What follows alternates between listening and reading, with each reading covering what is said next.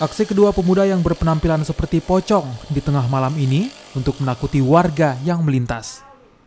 Aksi prank pocong kedua pemuda ini terakhir dilakukan di Jalan Banta-Bantaeng untuk koleksi pribadi dan kemudian diunggah di media sosial. Aksi prank pocong ini membuat warga resah, sehingga kepolisian dari Polrestabes Makassar melakukan penangkapan terhadap kedua pelaku yang masih berusia di bawah umur.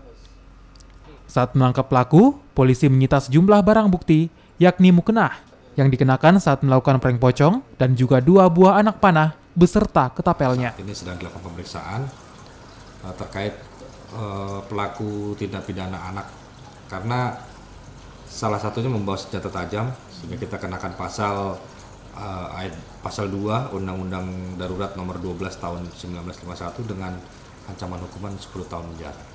Untuk selanjutnya mungkin kita koordinasikan P2TP2A terkait penahanan anak ini, dan juga kita panggil orang tuanya dan juga pihak sekolah, memberi pengertian dan memberi bimbingan terhadap anak ini.